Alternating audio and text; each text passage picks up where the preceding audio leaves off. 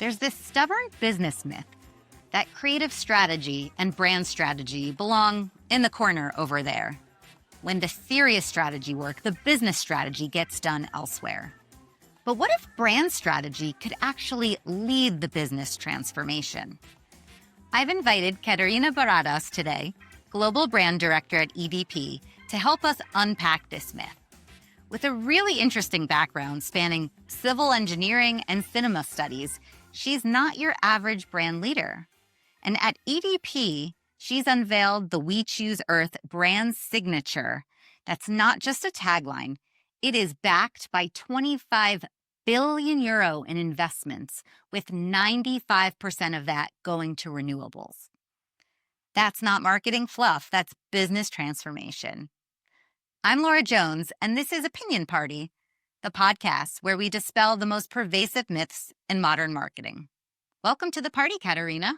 Hi, Laura. Thanks for your invitation. Absolutely. So let's start out with your fascinating background, from civil engineering to film school, cinema studies in New York, and now brand leadership. Walk me through that. How did you get from point A to point B? Well, I was 18 at the time where you have to choose your career or what you're going to study. Quite young. So my choice was I like math, I like physics. I come from a civil engineer or engineers family. My dad, my grandfather, my uncle. And I think it was just meant to be.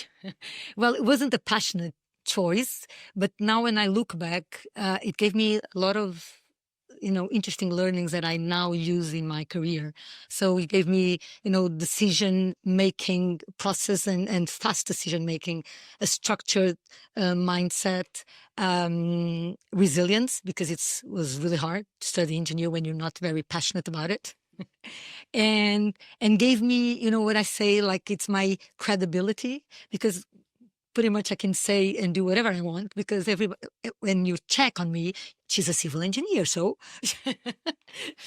so after that, I realized that, well, civil engineer was fine. It was great. It was a great, profession. I did it for a while, but I was lacking passion. I was lacking creativity.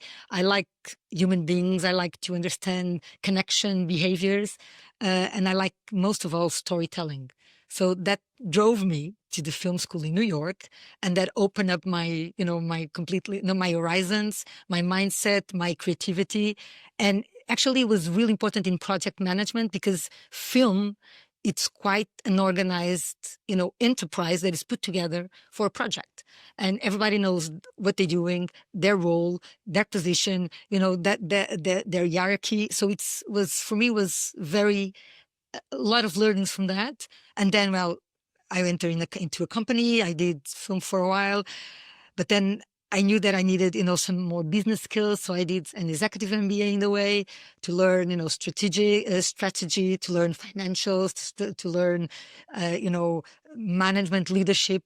And then I was able to put all together when I was invited for the, entertainment sector and media sector to be a marketing director for the Fox Entertainment channels, and then Disney, and then this major role that I have at EDP in a completely different sector, a much more structured sector, the energy sector, where I bring all my knowledge that was, that stayed back there from the engineer background, and I bring together the storytelling and the creativity. And I think it makes perfect sense right now. I think when my young 18-year-old didn't see any sense, but now looking back, I think my different profile, my different past, my different career makes also a lot of sense, and it makes me maybe a different professional. That is quite the narrative arc. Very, very impressive and well told, I'm sure, thanks to your filmmaking skills. Let's get into business strategy and, more importantly, brand strategy. Now, I know you at EDP have really championed the brand strategy being at the heart as it relates to business goals. So what is that connection?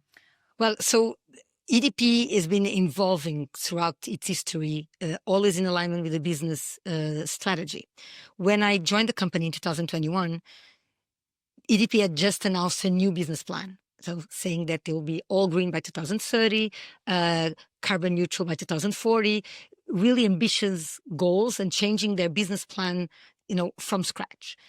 And we realized that we had an amazing brand designed by a Sagmaster, but was already 11 years old and was disconnected from the business proposal and the business commitments. So we realized and we understood by then that we needed to go under a rebranding. So we had the business narrative, and we know, and I believe, that the brand has to convey that business narrative. And so for me was the biggest challenge of my career to rebrand an energy company. Is the most valuable brand in Portugal. And that was a lot of responsibility and a huge challenge. But was an amazing process, because it was not just about the rebranding, it was really about finding the narrative, a coherence between the business narrative, the people's narrative, so the culture and internal purpose, and then the brand to go out and position ourselves as a renewable energy company. And it was a long process, was a year-long process with 3 phases. Like, we started by interviewing like almost 2,500 stakeholders, from internal stakeholders to, opinion leaders, regulators, investment banking. For me, was the best onboarding ever, because I met, it was COVID time. And so we were working online, and I would, jump in calls and meet, the head of innovation of EDP that never seen me before, and say, "Hi, I'm Catarina. I'm the new head of the global brand," and leading the rebranding. And that was not only amazing for me, because it gave me a deep understanding of the business, of the company, of how proud people were of the brand and of working for EDP, and how great was my responsibility leading that process, and that I had to have it right in the end. And then so we started to work the internal narrative, so the people narrative, the purpose, internal purpose, our energy and heart drive a better tomorrow. That's our internal purpose. And then, build a consistent briefing to a design company that would design the new brand, and then a creative agency that would deploy and develop our brand narrative looking forward. So we worked with Pentagram, a design company based in London, because we needed somebody with fresh eyes to look at, because EDP is such a huge company in Portugal, that I needed somebody from the outside with a global perspective, with a different, it was a very diverse team, men, women. We had a Portuguese creative designer, Brazilian creative designer, somebody from Asia. So all that diverse team was looking for the first time of the brand to a brand with a really strong legacy, but with a new business proposal, and how could we come out with the best brand, not only design, but narrative for the future. And so after 1 year, we have our new brand. So it's been with us for the last 3 years, since 2022. And I think it has positioned us as a leader in the energy transition. So it's been, I think, a very fortunate ride, and it was an amazing, the process was so intense and so, it was such a big learning of the company, of the business, of the future goals, of the commitment, of, the challenges that we have as a planet, as humanity, the climate change, and knowing and learning that I was working for a company with a real clear purpose, to lead the energy transition, to create superior value for all stakeholders. For me, it makes me really, not only proud, and I think it was the biggest challenge of my life, I think.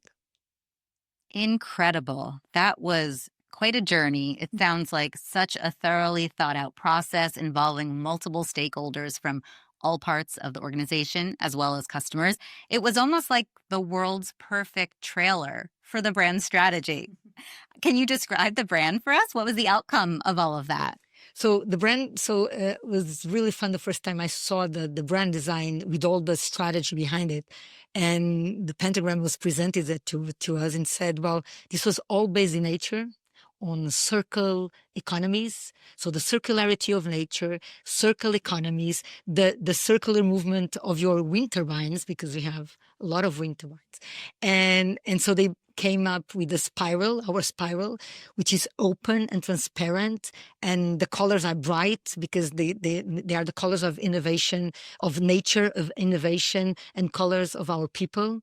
And then it's open because we invite all stakeholders and partners to help us in the energy transition, that we cannot do it alone. So we need a lot of partnerships, the most innovative minds and companies to work with us to lead the energy transition. So I think the brand really conveys that. And then the brand signature, which is "We Choose Us," is the reason why we do everything that we do in the company.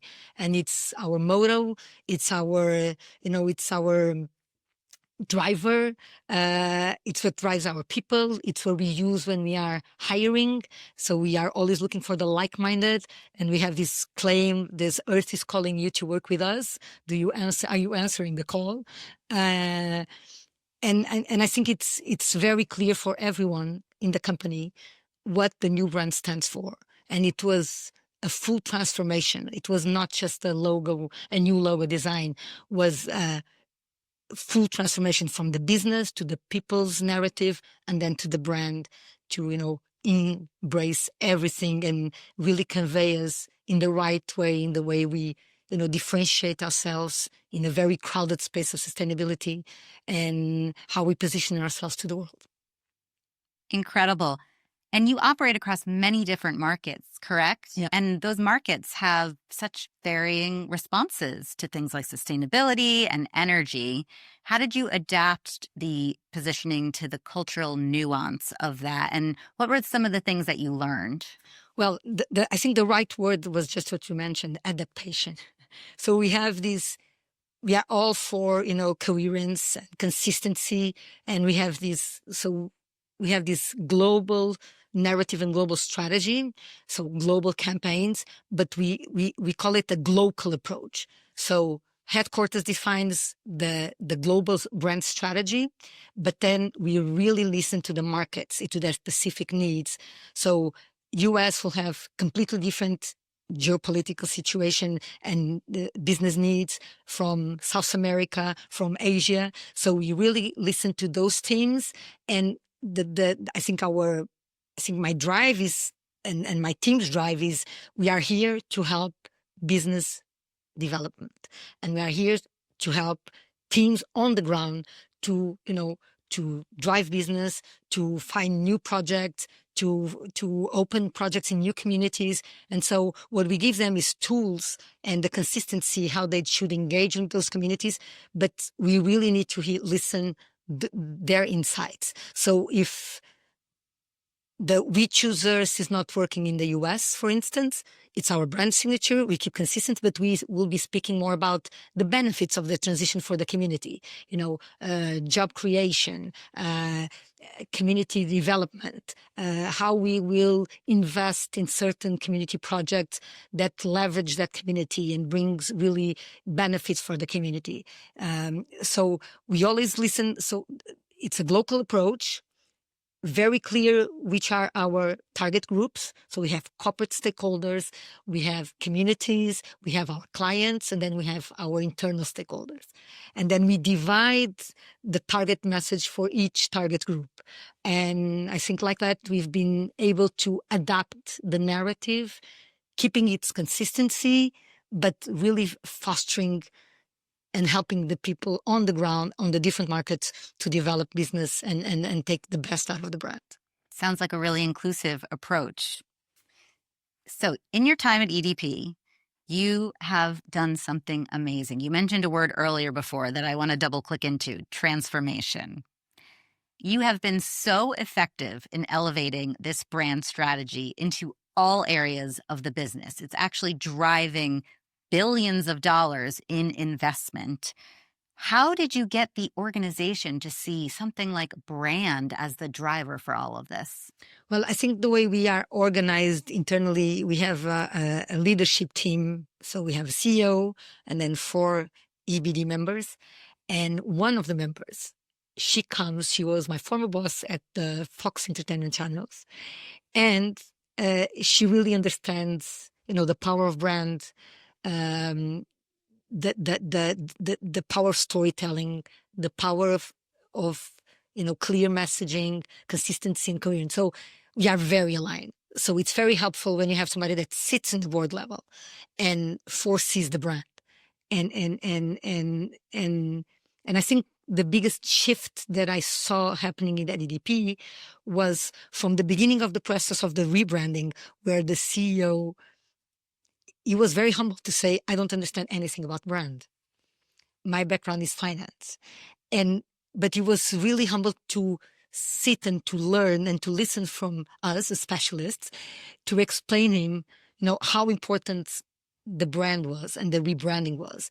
And I remember when I first presented the brand to the board, the new brand, him saying that there was a discussion because they were putting some, of course, a rebranding always brings some skepticism, and everybody thinks that they know how a brand should be done. So I never give my opinion on finance matters, but everybody gives an opinion regarding brand matters or marketing matters. And I remember listening to their discussion while I was there waiting to finalize my presentation. And one of the board members said, listen, this is one of the most impactful things you're going to do at the organization. It's not the business plan that we presented in 2021. This is the moment of the transformation. Everybody will remember this moment. And because we were discussing the way we would present the brand to the company. And for me, that was a pivotal moment when I understood that finally those 5 people were aligned, engaged, and understood the importance of the movement that we were about to make and to present. And so the strategy, how we presented the brand, was also really interesting because we had everything ready to go live in a certain moment of time. Geopolitical situation changed. This was 2022, February, Russian and Ukraine conflict started. And suddenly we had to postpone everything because the energy prices were spiking and it wasn't the moment. So we postponed anything and we changed the strategy. And that shift in strategy was really interesting because instead of doing a big bang, a big rebranding, we decided that we were going to engage internally first. So employees would be the first to see the brand, and we would present it as a narrative like I explained it. So it would be a global digital event with some people physically seated in Lisbon because it was COVID time, so we could not have a lot of people, broadcast to the world, to all the 4 corners where EDP is present. And we had the 5 EBD members because he has to be top down, right? And we had each one of them presenting their, the business strategy for their roles, and then the people narrative, the internal purpose, and then the brand was presented. And so for the employees this is really the transformational moment that we've been working and we've been engaging for the last year. And that change, engaging the organization first, doing it inside out, I think was crucial for not only employee engagement. People were very proud of the new brand. Even the most resistant ones, because there's always resistance. They like a couple of days later, I found I received a call. I love the brand, but I prefer the web. So, but you understand that doesn't make sense anymore. But on that afternoon, I remember that all teams' backdrop was already with a new brand because we presented the brand to the employees first. We only rebrand the digital assets, and then we started the process of the rebranding of the physical assets, stores, fleet, dams, wind farms, solar farms across the world, because we knew that couldn't be a process of one day. So wake up one day and everything was rebranded, not only because we didn't have the resources, not only teams, because teams have to focus on business. And then so we needed to prioritize, the needs of the rebranding. And we knew that was a long term, a long term project. Immediately we had all digital rebranding and then a long-term project. So I think the rebranding process brought consciousness to the leadership team, how important the brand is and how important it is to internal engagement and stakeholders understanding of the business. So because they look at our brand and it's clear that we are a global energy company leading the energy transition. And that's that's what our brand stands for. That story is just, you would have never thought that something like a geopolitical situation would have actually, in some ways, given you time to pivot the strategy, as well as launching internally is a really big part of that, because you need to kind of have that understanding from the inside for everyone else outside to really be aligned. So that is so fascinating. I wasn't fired after all. Well, were you worried at points? I mean, that's a great I was point. worried. The night before the launch, the event, I was texting, my boss, because she was the one that was going to be presenting the brand. And I said, listen, we can be fired. And she goes, yes, both of us. And I said, yes, I know. We need some courage to do this. And I said, well, yes. And I was, and the CEO said, texted me saying, I might not read the news for the next 4 days because we were expecting, probably backlash on the news. You never know how people will react to a rebranding. But I think doing it the way we did, so internally first, and then we also engaged in that afternoon with some of the most important opinion leaders from the media. We called them in and explained the strategy. So they wouldn't receive it as rebranding. It's a lot of money put behind and for no reason at all.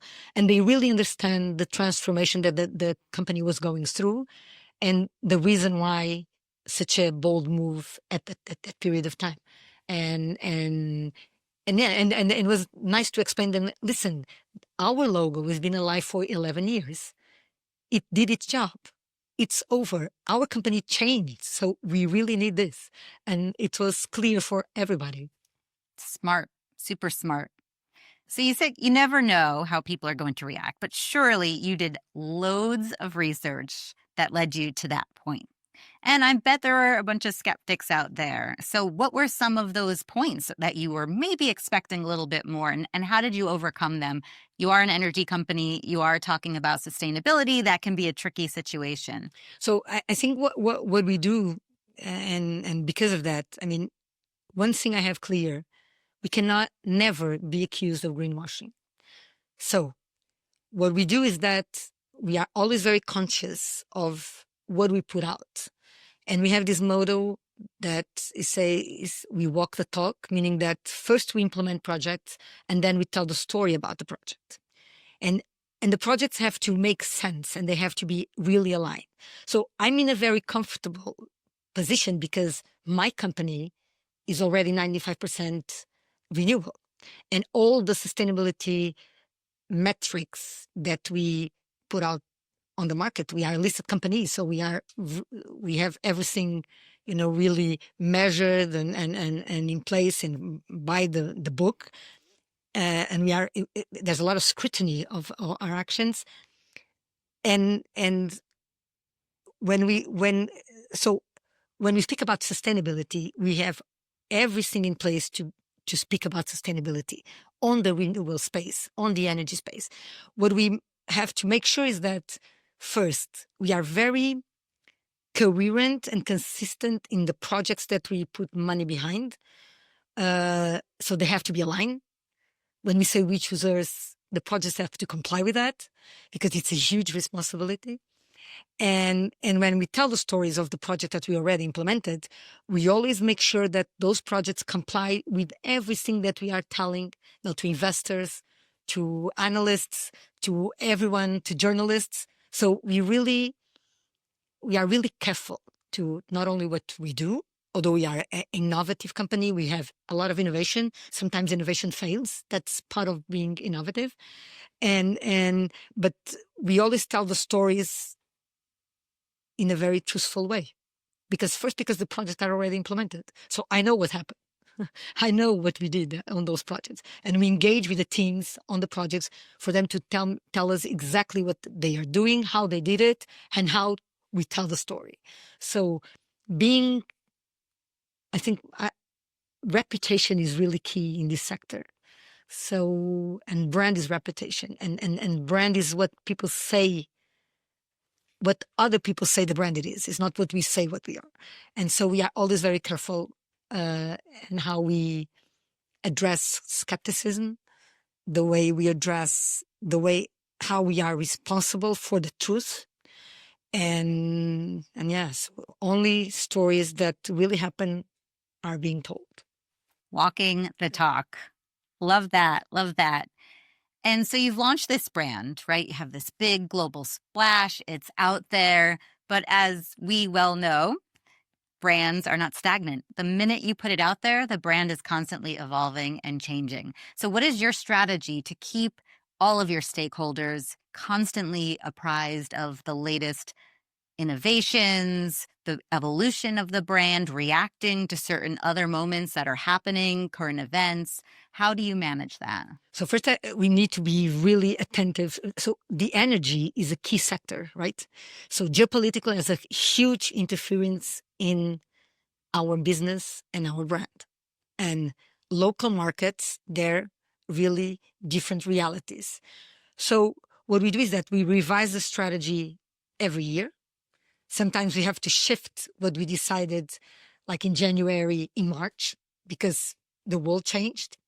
And we know that we've been evolving from, so we started out with a narrative very focused on, the climate and the planet, etc. And we've been learning that people are really keen to understand what's in it for them. What is the economical benefit of the transition? Because you say all these energy jargons and people don't understand. So energy transition, what that means. So for us, it's very clear that we have to have simple stories, simple messages. We have to translate the energy jargons into simple and clear message. Green energy for clean energy. I think clean energy is clear. It's the air that we breathe. We need to explain the need for electrification because the planet needs that. But we really need to address what's in it for the people and for the communities. Am I creating jobs? Am I creating value? Am I lowering the energy bill of a family? Am I helping businesses to be more sustainable, more green, electrification, mobility? So we really focus on the energy solutions that we have for each stakeholder. And that's where we leverage our innovation, our business, and our stories. And yeah, that's how we do it. So a lot of attention to the geopolitical, a lot of adaptation, a lot of embrace change. So my team knows that what we are saying today, it might not be true tomorrow, although we keep very consistent. And I think our motto, brand signature, our why, it's always there. And the business objective is there. So we are already 95% generating energy from renewable sources. So, and then we engage innovation, we bring in technology, we bring in, all the new solutions into our creativity, into our projects. Something that we do regularly is that we are always speaking with the teams, innovation teams, social impact teams, sustainability teams, to learn from them what are the projects that they're doing and what are the best projects to tell the story, because not all the projects are story, oriented. I cannot tell a story of preservation of biodiversity in a solar park because it's hard to tell. We do that. It's everything right. And we do wonderful projects every time we do a solar installation. We take care of the biodiversity. We do everything better than we are supposed to do. But then there's really interesting projects on robotics, how we find new solutions to install solar panels, how to maintain our wind turbines without endangering our employees because it's really high. So we put robots going to the highest, to the height of the wind turbine. So that's what we do. We engage with all, main teams in this innovation space, sustainability space, and social impact space, and learn from them and tell those stories. Everything you just said really feels like the ethos of IRG, which we're both members of. And we know as part of that, CMOs should have their impact beyond marketing. And you certainly, through all of these initiatives, have shown how important marketing can be to driving business decisions. One last question before the party's over. What advice would you give to other CMOs who are trying to elevate what they're doing to the board level, to the business level? How should they think about engaging with their stakeholders and leveraging brand for business decisions? Well, I think having a close relationship with CEO, if you are a CMO, you should engage directly to the CEO. If you are, in my case, I'm the brand and the marketing responsible for the company. I really engage with the executive board member that has the role of the CMO, and she's completely aligned with me. You have to be really open to the rest of the company. You cannot sit alone and doing your strategy without alignment with what the business is doing, what the strategy looking forward. So you have to anticipate the strategy, or at least know it beforehand. Then you set out the strategy. Engage with all these different stakeholders. In my case, it's very important to engage with innovation,